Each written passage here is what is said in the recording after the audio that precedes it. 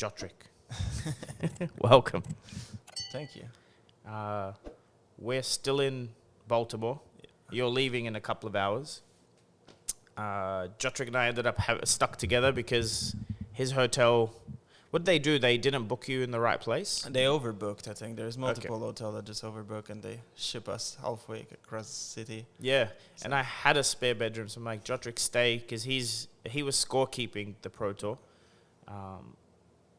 And this is walking distance, so we got to hang out. Obviously, everyone knows Jotrick from Talishar infamy. But Jotrick's a judge and a player. And I thought we'd do a quick Protour recap. Sounds great. You're from Poland. Yeah, I'm from Canada, but it's been like 7 years I'm living in Poland. So I came here from Poland, started playing Flesh and Blood in Poland. And I just love those events. I think I started participating in calling Krakow as a player, but when I saw a little bit of my performance, a little bit disappointed in myself, and I decided to pass the judge test, and it just started from doing the test for fun. Then I applied for Uprising Premier in Madrid, and I got picked because they took a lot of judges to bring a lot of new judges to a perfect event that was a little bit more on the casual side with like the launch of Uprising, and I didn't stop since then. Like, I just love those events and judging them. There's a lot of nice things that you get from judging, and one of those, it's really to come to those events, meet all the people, and to be paid to do so. Yeah, instead of paying to enter the events. Actually, the judge compensation this time, is it the best you've had? Like, not the money, because you don't need to discuss that, but the kit was really cool. Yeah. I mean, on the kit, it was the best, and then the money too. Okay. The money is pretty disclosed. Like, if you go on Judge Hub and you apply as a judge, it's there. It's there. Sure. It's written there. And I just, from a collector perspective. Yeah. So you guys got a notebook. Yeah. 3 playmats. Yeah, we got 3 playmats. We got the judge one, the new one, the Proclamation of Reclamation. I'm not sure of the name. The Arknight Shard, the Crown of Dominion. And you got the Hero. You got the Hero. Coldfell Proclamation. Yeah. Some promos. What they had left. Yeah, we got the Toxicity Extended Art and the Coldfell Arachne. We got the Temai sleeves and the Crown of Dominion sleeves. So basically they gave them all the player stuff and some judge stuff. So you got all the calling and Protour player kit, plus... I think the only thing we didn't get from those is the Dead Touch Extended Heart, because they ran out of it. Which is so cool. Yeah. So what do you think of the event compared to the others you've been to? So did you go to Protour 1? Yeah. No, I didn't go to Protour 1. I went to Protour Lille only. Beside that, I did calling Madrid, calling Jotrick. I went to Battle Hard in Belgium. For me, it was really great. Like, I didn't have anything negative about all the other events I went. Like, they were always good. Like, all the bad experience, I've been only like Worlds and most in North America, as far as I know. So it was perfect. I didn't have much to complain about. The venue was great. It was downtown, easy to reach. I think the flight for me was cheap also to come here. Europe's not as bad. I think Asia is harder for us, like APAC, to get to North America. Yeah. Is it one flight for you? No, there is always all the one that I take are a layover because you save money. But normally it's one layover and you're there. Like, even when I go back to my hometown in Canada, it's always one flight. Normally. Okay. So I don't know. I know you've had some interviews online, but tell us what you do for a day job. I think you're expecting a baby. Yeah, I'm expecting a baby. What's happening in the personal life of Jotrick? I'm expecting a baby. I'm getting my first boy in August. It's the first baby that I'm getting with my wife, and it's good work. Thank you. It was my last big event for a while, I believe. I'm not sure. I hope I can make Worlds, but I have big doubts that I will be able to go there. I was selected for calling Antwerp, and I had to cancel just because it doesn't work anymore. And beside that, I work for Philips, so it's we work with a lot of healthcare stuff. So I'm organizing delivery of ultrasound systems and like IGT and CT scan in France. So I work in Poland, but because I speak French, they hire me for France to do that. So it's a really nice job. It's like work from home and has a lot of benefits. And yeah, that's what I'm doing in my personal life besides playing a lot of Flesh and Blood and a lot of board games and that kind of stuff. Awesome. What else do you play? I don't play any other card games. Like I played Magic before, but like just casually in a little bit. And board game, I just meet with my friends every week to just play whatever we have. Like a lot of board games. Just Catan? yeah, a little bit more. I think Catan is like too mainstream or something. Like we played it a little bit, but play more niche. Yeah, more niche. We rotate between a lot of things. It's just the strategy aspect of games. I really love to open a new game and you have a couple of minutes to create strategies and like develop strategy for brand new games. And one of my friends do translation to from Polish to English. So they often like get the games that they translated for free. So there's a lot of almost game testing. Like they just, when they get produced, you get them for free and we can play a lot of different board games. So it's cool. So obviously you were working this weekend. Yeah. Did you get to catch some gameplay? No, that's the saddest thing. Like, the stage where they cast people is so close in front of me, but it's like too far where you can see cards and you're working. You cannot open the stream on your computer necessarily to catch it. I think is the biggest problem. So it's good that I don't do all the events. So sometimes I'm home and I can watch the caster and everything's going to be on YouTube, I hope. So when I come back home, I can watch everything. You don't get any gameplay. I think it's one of the nicer things when you're a judge. You have more opportunity to sit down at the end of the rounds or during the game to watch games.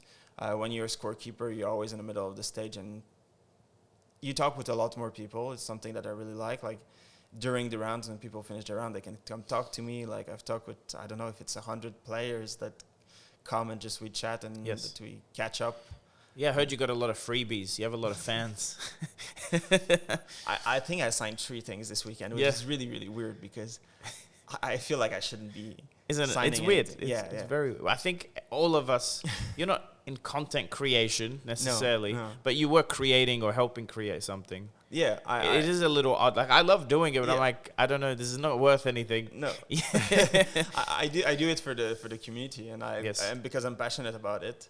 Like all this creation, I know I didn't create any content, but when I see YouTube and I see the amount of Talishar content that is out there, I know that I created like... You had a part. Yeah, I created maybe 20% of the content the last 6 months, 1 year out there. Yes. And directly, yeah? Yes. Which is cool. I think I'm really active on Twitter. It seems like people know me also a lot from Twitter. Some people say hi, like, oh, you don't know me, but a lot of people I know also, like, it's surprising, but it's why I come here and I do the same thing. Yeah, I did the same thing to you at Lille. Like I'm happy of say thank you for the content. I meet a lot of content creators that I watch, that I enjoy just to meet them and catch up. And it's one of the nicest things of this. Yeah, the social. That's why I don't.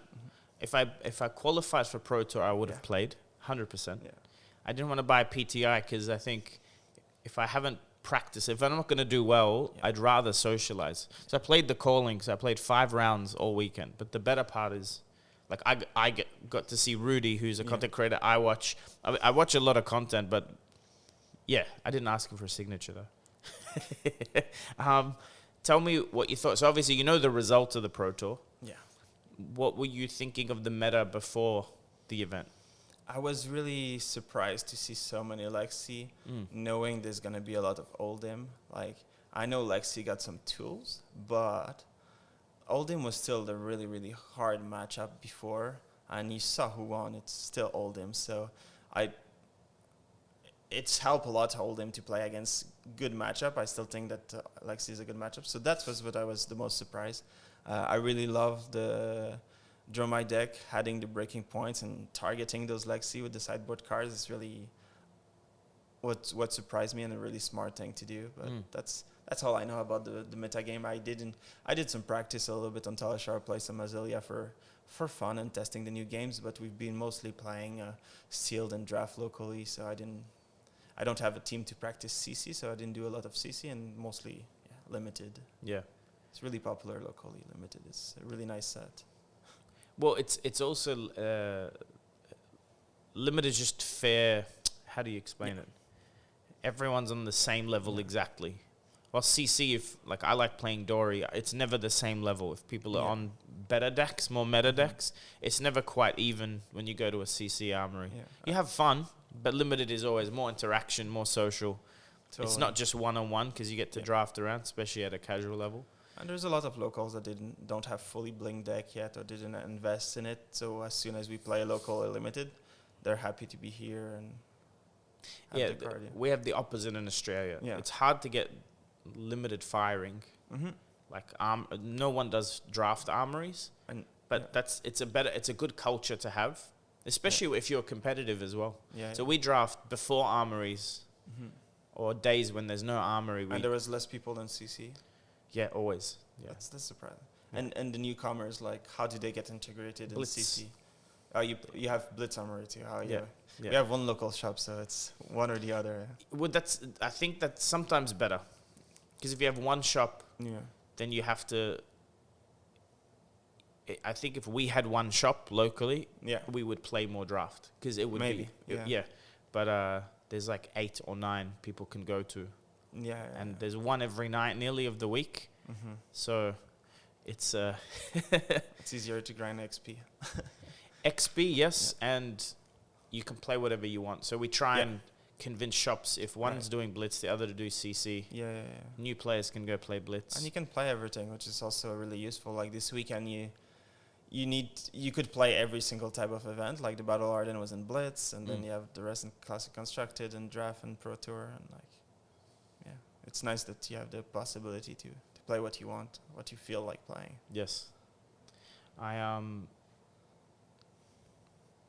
was surprised to see so many Lexi because I thought people were very excited about Azalea. Yeah. And I feel like Azalea maybe has a better matchup into Oldham than Lexi does. But I don't know. Yeah. I just feel like going tall, Yeah. one big dominated attack set up because Azalea can do 9, 12 dominate with an on-hit. Lexi's, I don't know if that's how she was played, but usually you can go wider and more control. I'm surprised if we saw so many Lexi in the top 8 just because there were so many Lexi. So many in the room, like it was the most played deck? Yeah. Lexi, then Oldham, right? Yeah. And then Dromai, I think. Yeah. I feel like that might be a mistake for some people picking. Because like Brody, for instance, who did very well. Yeah, with Azalea. Won an event on Azalea and then his switch to Lexi because maybe Lexi beats Azalea. Maybe. You know what I mean? But I feel like Azalea maybe wasn't the worst pick. He's still top 8. So. He's still top 8, yeah. As always. Look, we have Sam Sutherland, who you've met now. Yeah. 19. Yeah. Brody's still 17. It's good to see like these very strong players. It's still teenagers. Yeah. It's scary. And they're so nice people. I don't know if you get we all get grumpier when you get older, but like they feel like the energy is different. I mean, we had a joke. You're having a baby soon. Yeah. You have a job, bills. I don't know. Sam, I believe, is a university student. Studying engineering, but also usually at that age you still have less bills. Yeah. If you're single, even a relationship, usually it's not like super committed yet. Yeah. And if you live at home, there's more benefit if you want to play games. Less stress, I feel. Yeah, I think Brody's traveling to every single event he can. I think his mother's very supportive. Yeah, like I mean, family he has to get the money from somewhere to travel. I think he's probably making the money now, right? Yeah. Like he's probably paying for his own trips. Yeah, especially North America. Like it's all local, right? You could travel interstate. Yeah, he must be paying his own trip now. But you need to have support from your parents. Yeah, there's probably some parents out there that was like, oh no, you're gonna go play cards again, like somewhere in the world. Yeah. Like, I don't know if you make his own sandwich, but my mother did my own sandwich for like all my life. You know, and if I was still living to my mother's place, she'll bring me the sandwich. She go. Someone brought Brody's ham sandwich to Matt Rogers. Said, hey, can we grade this? And Matt's like, see this whitening? That would be hilarious. Imagine we make a, that would be actually a very cool promo card from LSS, Brody's sandwich for UPF. That could be cool. It sounds like gain 2 intellect till the end of the turn. It sounds pretty cool. Actually, it should be like Brody's sharing Brody's sandwich. Both players gain 2 intellect for the rest of the time. A little bit like a Gorganian tome. Like if Yes. someone has already has a Yeah. If as your a sandwich, you sandwich. eat your sandwich first. That'd be so funny. I don't want to keep you too long. You've got a flight later. Yeah. We're trying to catch up with some friends before they leave. So this is Monday after the Pro Tour. I'm leaving tomorrow. What would you say was the best part of the event from a judge perspective? Yeah. I guess scorekeeping is not judging, but it's sort of in the same role, right?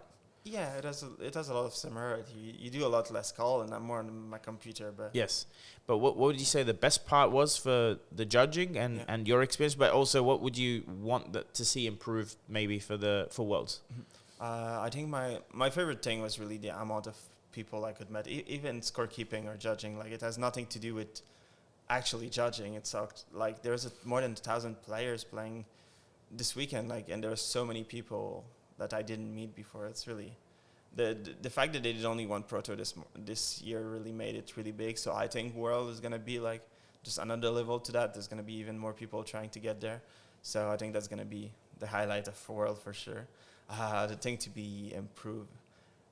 It's hard to say. I think from the judge perspective, I think we get a little bit pampered in Europe with Tournament Center. They like bring a lot more food, snacks, and coffee. Where here with Star City Games, we didn't have. We had a staff dinner, and that was the only thing in the food. So I was just missing basic stuff in the day. Just need to grab an apple in the back in the VIP, or like coffee and like drinks or stuff. That's the only thing we didn't have. It's what I would improve. But if it's in Europe, it's going to be Tournament Center. So I'm sure they will take care of that. Yeah. So more snacks. Yeah. Maybe they should just send a list because there must be some I just communication. need fruits, I just need like a snack in the middle of the day. Yeah. Well, yeah, because you can't really leave. Yeah. You're there. I mean, you get a lunch break or whatever. Yeah. We had lunch together, but I understand. I thought you were going to say removing 140 players from the calling after round one. Right. I mean, I know LSS got a lot of like feedback on Jam, and I know they're working on it. I think they have a new team working on Jam already. The new updates are good. Selecting my heroes really good because the data will be good for the balance because we do that in Armory level, which is good. Yeah, we had to do a couple of them manually, but most of them already done metagame. That's amazing because I remember in Lille I was sitting in the back and counting heroes one deck list at a time, and it was not great. So that's good. But yeah, the calling thing where like we had 925 people and we start at the event at like 7:40 or something. And you have to click all of them to drop them. There's some improvement there. I know they know about it. I think it's the same thing with draft and draft pod. Like I feel like the easy improvement at least would have been pair round one, fake pair. Like you pair it, wait 5 minutes, go to every empty table, and you know what I mean? It's an option, but I think it will have been like a big waste of time when you have so many rounds. You might as well pair the round. Because like dropping 140 people, that's mean that you need to have your 10 judge, finding those 140 people, not making mistakes, not dropping random people by accident. So it's almost safer to just let's start. People start playing the 1 hour round, and then we find 140. Do you know how you fix this? I know the solution. I don't know. I'm not tournament organizer. I think it's easy. On Gem, it already gives the it's not a pop-up like an app, but you have the website. You're there, it's paired. You force people round one to start their round or to click something. And anyone that doesn't click gets dropped automatically round two. That would save you a lot of problems. Because if that's the process of a big event, because you have to report. But then you're going to have like a roll call. Like you could push a roll call before the round starts. Before the event starts. Yeah. You could go, guys, roll call on your app. And then everyone goes in and says, yes, I'm here. Yeah. Anyone that doesn't, because you could do that while people are sitting, right? Yeah, but it's going to work in some places where they have Wi-Fi. A venue like this weekend, not everyone's roaming. Wi-Fi. Yes. People are roaming, but some people just don't have Wi-Fi. You're right. Yeah. So that doesn't work. Look, I'm sure. Again, in Europe, it works. There's Wi-Fi everywhere, but in US, they make it complicated. Yeah, the events, even my roaming here is very slow compared to when I travel. It's expensive in US. The problematic is...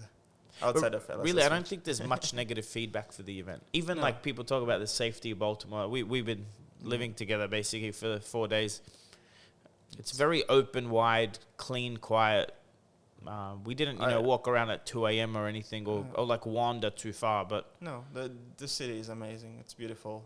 Like I wouldn't come here for tourism, but for an event like that, I have nothing against it. Like I think it's quiet. It's nice. Even it's the food's been good. Yeah, we found a little cafe. Shout out to. Actually, it's funny because I noticed when we were at Worlds, there was a the Voltaire coffee. Right? Yeah, it's the one I've seen online. And everyone left like reviews. This cafe had a lot of like D&D in the menu.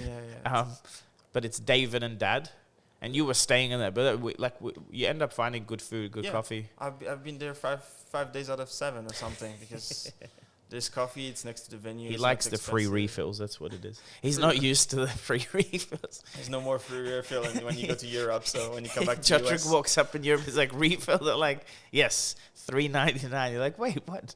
it's good. Well, thanks for chatting to me. I didn't want to keep you too long, but guys, if you got questions for Jotrick, follow him on Twitter, PVT Void or underscore Void. No, Void. PVT VOID. Yeah, exactly. And yeah, he's great. Also, he always is helpful, especially if you have questions about judging and stuff. What do you play? What's your deck in CC? What should people know you as? I've been rotating because I've played Dory for a while. Okay. I've been Alexi in a while, then Dash, and I've been playing Azalea right now. So you see, maybe it's like 2 months and a half on one hero, trying to focus, trying them on ProQuest season, then rotating to something else. A little bit of everything. I really love trying them all and having all of their deck, but I cannot focus on the same deck for a year like people do. Like me, like 2 years now, and suffering. I suffer with Dorinthia for a year. I think the rumor is we get a specialization this set. Yeah. If that's true, that's really cool. Obviously, it's a supplementary set, so everyone's excited for Prism and Chain, but there's no draft set, so it's not going to be full of Illusionist and Runeblade cards. It'll have, I think, support for everything, same as the other sets. I'm curious how they're gonna. Maybe they're gonna just do a specialization like they did for Bolton.